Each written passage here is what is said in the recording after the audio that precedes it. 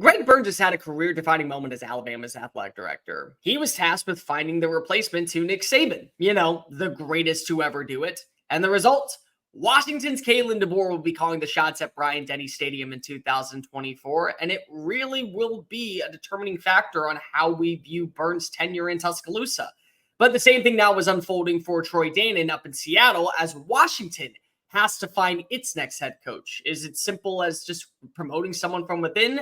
Do you go outside of the barrier? What exactly could Dannen be looking for in terms of a new signal caller and keeping the program at an all-time high? Let's talk about it. If you are new here, though, welcome on into the channel. My name is Cole Thompson. I'm a radio show host based in Houston, and I talk college football daily. Simply because the clock has struck zero in 2023 does not mean I'm going from 100 to 0 real quick. We'll have content out every single day, live shows coming up very soon. We got a banner. We got a bunch of cool stuff planned, so make sure you smash that subscribe button down below. Leave a comment telling me who do you think should run the show in Seattle for 2024 as the Huskies make the jump over to the Big Ten. Tell your friends, your family, your mortal enemies, your best of bros, college football aficionados, and Washington faithful everywhere about this channel because we're on the race to become the #1 YouTube show talking college football daily. Go ahead and follow me on social media at Mr. Cole Thompson. That way, conversations surrounding our favorite sport never have to stop flowing.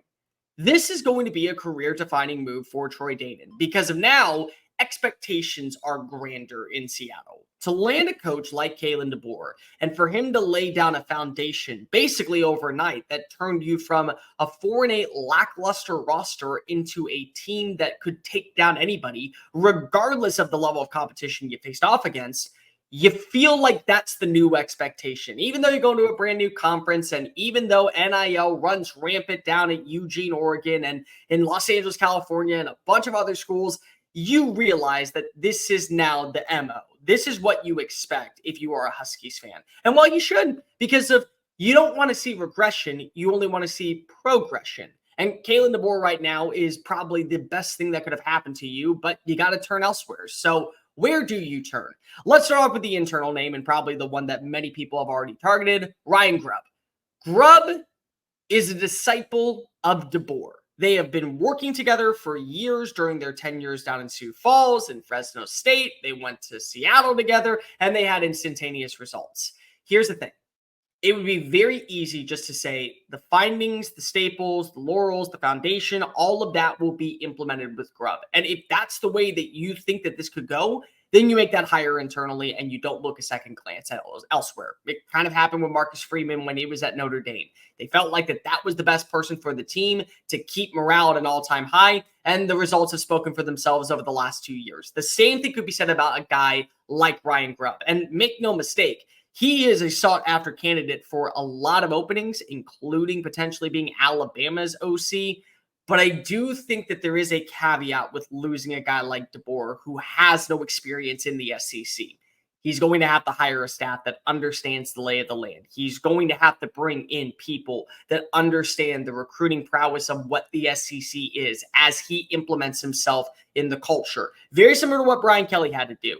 So Grubb, even though he is a loyal disciple, may not be the person that ends up getting the job down in Tuscaloosa as the OC if he doesn't get the job in Washington. But say he does get the job in Washington. You want to know what that does? It resolves a ton of problems when it comes to culture and when it comes to current status.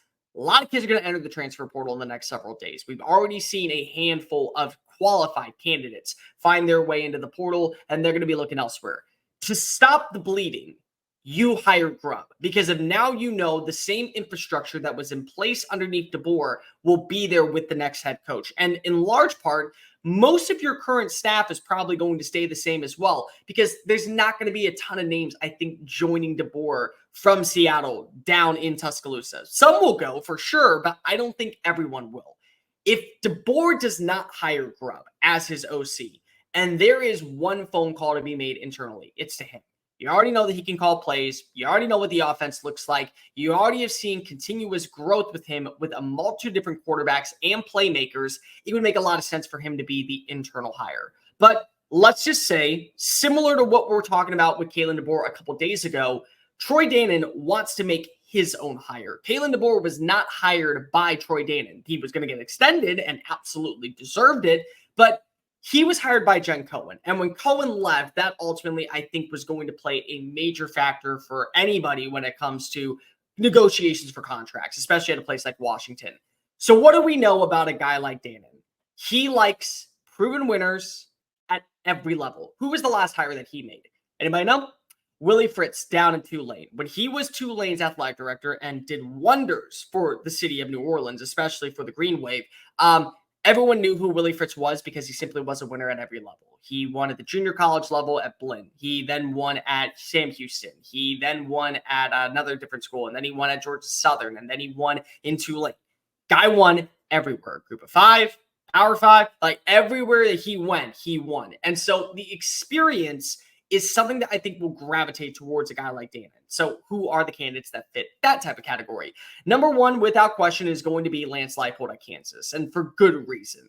While Kalen DeBoer was running things like crazy at Sioux Falls, South Dakota, right across the road in Wisconsin Whitewater, there was a guy by the name of Lance Leipold who won every year. Basically, he was the Nick Saban of Division III level.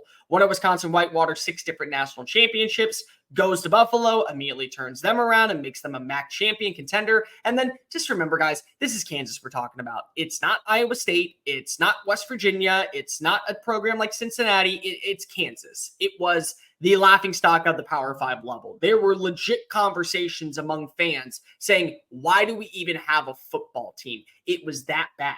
And with a very similar roster, on the last day of spring practice, he comes in and he immediately makes them competitive. Now, he didn't win year one at all. He went 2-10, but you watch the last 2 years, consistent growth. Guy proven time and time again, knows how to recruit, knows how to establish a culture, knows how to win a lot, knows how to win often. If that's what you're looking for at every given level, that crosses every box off for Dannen. And more importantly, it's going to show you that you can win with anybody for that matter.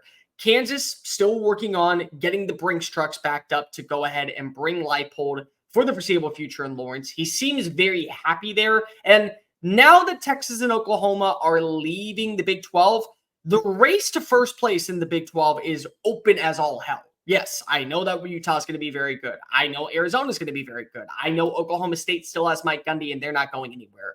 But you have Lance frickin' Leipold. You are going to remain in the contention category for a foreseeable future, especially with a guy like Jalen Daniels back at quarterback. But it is Kansas, and this is Washington, and it is the Big Ten. And there were already rumors of speculation that maybe he would have been the hire at Michigan State. Why would he not be the hire in Seattle? Simply put, you don't need to have your roots planted in one city to be successful. You got to be able to retain as much talent as possible, but at the same time, you can go anywhere in the country. And if you win, you're a good job. And you know what? Lance Leipold wins. He wins a lot, and he wins everywhere. Another name in the same state, the same place, Chris Klieman from Kansas State. Guy won 4 national championships at North Dakota State. Then he comes over to Kansas State and immediately does an emphatic job replacing a legend in Bill Snyder. Wins the Big 12 championship in 2022, takes the Wildcats to a 10-win season. Last year, they were ranked inside the top 25 once again. Every year, he has had winning results, and he's gotten better when it comes to recruiting. Anybody know who was the number 1 quarterback in the state of Kansas last year? His name, Avery Johnson. You know what he's going to do next year? He's going to be slinging it around the yard for the purple and white in Manhattan, Kansas. And there was a reason why Will Howard transferred. It's not because he didn't like that Colin Klein was going to Texas A&M. It's not because he didn't like Chris Klieman. It was because he knew it was time since Avery Johnson was about ready to take over as QB1. He's going to be a special quarterback. He's going to be a name that you talk about in Big 12 circles about why the Wildcats can win. And so he's winning in his state. He's won everywhere he's been. He's a great mind when it comes to football with the X's and O's and schematics. And that's a big selling point when it comes to Dannen. You want to be able to retain talent, but you also need to be able to win your state. Like there's a kid, JT Tuimoloau. Everybody know him? He goes to Ohio State. Just came back for next season. He's from Washington. Can you imagine the Huskies having him on that defensive line and what a terror it would have been this past season? I can promise you this. Your sack total would have gone up. Your pressure rate would have gone up. Your run defense would have been more fundamentally sound if you had him on your roster. And a guy like Klieman can get that type of talent and retain it in the state of Washington. And he can land a bunch of kids from California and from Oregon and from all across the country, because if he's already done it, you've seen the proof of concept and you know that he can win. So I absolutely think he has to be on the short list. Next up, another name, not in the same area, but now in the same conference, Jedd Fisch at Arizona. I don't want to do this one. There's a lot of Arizona fans that I know watch this channel, and thank you, number one. Number two, make sure that you tell everybody about this channel in the great state of Arizona. But when you're good, that's what happens. When you're a program that isn't as elite as some of the other names, and I'm not saying that Arizona and Washington don't similar correlate, but there is a new brand when it comes to Washington that has been sustainable for the last several seasons underneath Chris Peterson and then underneath Kalen DeBoer, where Arizona doesn't have that pedigree. Fisch walks in to an absolute nightmare of a scenario down in Tucson. Kevin Sumlin did them no favors when he was the head coach for the Wildcats. And immediately he sucks, but it was expected. And then you see the progress and the turnaround. The recruiting trail starts to become a little bit more bright. You start retaining players from leaving to go to other schools. You start gaining players to come in from other schools. Jaden DeLora and Jacob Cowing being two names. And then you get your first 10-win season in, 7 years? Not to mention, you also had instantaneous success this past season defensively. A young quarterback comes in and immediately thrives. He has a number one receiver in T-Mac that's going to terrorize Big 12 defenses.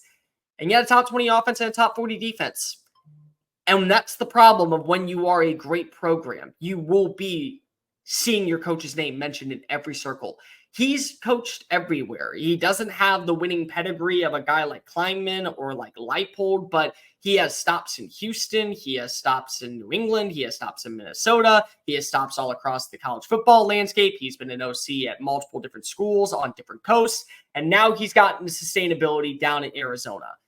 It's at least got to be worth a phone call. When you do what you did this past season with a roster that you really built from the ground up and then found ways to beat up on really qualified teams and then played close against a Heisman Trophy worthy caliber quarterback who won it last year.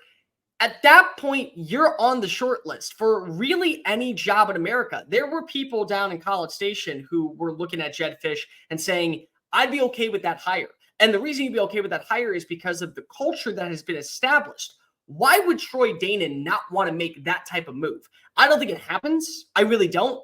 But why would that not be a coach who would at least pick up the phone and say, hey, can we have a discussion about what your status is with the Wildcats? Because I may have an offer for you up in Seattle that is going to take you to the Big Ten. You know, another conference that is about ready to take over college football. A couple of other names that I just want to throw out there that I don't think would happen, but you at least have to just go ahead and feel out some feelers.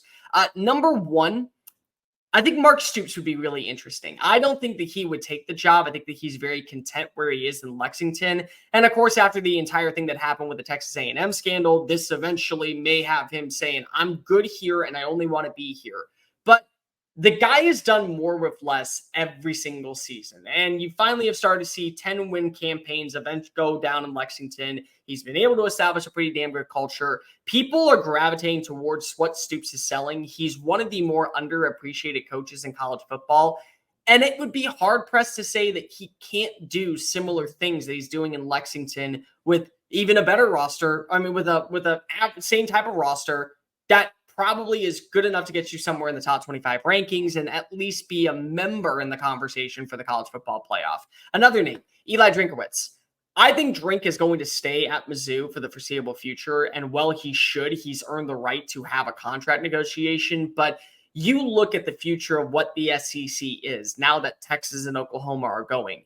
I think next year you will be flourishing in the conference. I think next year you will still be a team that is garnering top 15 status and certainly could at least be mentioned for a college football playoff berth. But how much longer will that be sustainable when you look at what Tennessee is doing? And then you look at Texas A&M and you look at potentially what Florida could be and Georgia and Alabama and LSU. Now you're adding in Texas and Oklahoma. Where do you fall in that line? It's at least worth a phone call. He's not going to get the job. I don't think he would take the job, but still, it's worth the phone call. Results speak volume. He just lost his defensive coordinator down to Baton Rouge. It would be a time to where maybe he banks on what the success story has been and he goes to another program, especially one in the Big Ten where you have the same type of mantra, 4 or 5 teams potentially going to the CFP every year, and it probably works out for you a little bit better. Last two real fast, Kyle Whittingham at Utah.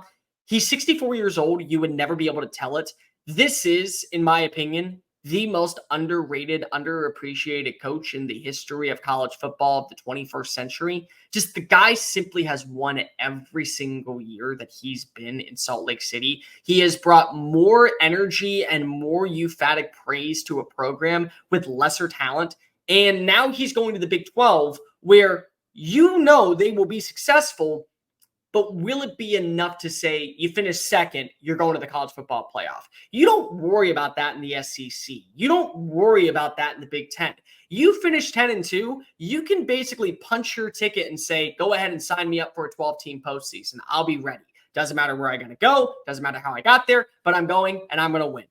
You don't know if that's going to be the case in the Big 12. And so if there's ever a time to make a change, this would be the time. I don't think he does it. I think he's very content in Salt Lake City. I think he will retire as Utah's all-time winningest coach and as the greatest to ever do it for the program. But you at least can make a phone call. What's the worst that happens with the phone call? That's just basically what I would say. And last, Pete Carroll. Come on, seriously. Pete Carroll. Guy wants to still keep coaching. Maybe you don't feel comfortable having a team and a roster for 5 years from now. You want to be able to see what your baseline is in the Big Ten. That's a guy that understands Pac-12 football. That's a guy that got incredible results. He already lives in the city. It literally would be a different commute. He would go on a train versus taking the car. Like, that's it. And if he can get you to say stability while you find the coach that you really, really want, because everyone is turning you down, that might be the best plan possible. Because he has experience in college football. He has experience in the NFL. I don't think it happens at all. I really don't. I think that the names I've already listed are probably the top candidates. But if there ever was at least a time to make a phone call, Pete Carroll, I think, would be in the conversation. Proven winner at both levels, one of a handful of coaches that can say won a Super Bowl and a national championship in an era of college football and the NFL that was completely different and run by a total group of people. But either way, at least you make the call. Maybe it's a no. I probably wouldn't make it, but, at least make the call. But there you have it. Those would probably be my top candidates to go ahead and replace Kalen DeBoer as he stripes down to Tuscaloosa, hoping to begin a bountiful chapter similar to what he had when he was at Fresno, similar to what he had when he was at Sioux Falls. It's definitely what he had in Seattle. But for the Huskies, Troy Dannen, got to make a hire. I think that you could go to any one of these guys. Ryan Grubb, Chris Kleinman, Lance Leipold, Jed Fish. Any one of them would be staples and solidified stars at their respective positions if they were to take over and hopefully lead the Huskies back to the college football playoff. Hey guys, thank you so much for watching that video. Don't hit the X button yet. Make sure you hit subscribe to keep up with all of our daily content found on Just Saying It and anything else that we post on this channel. Bye.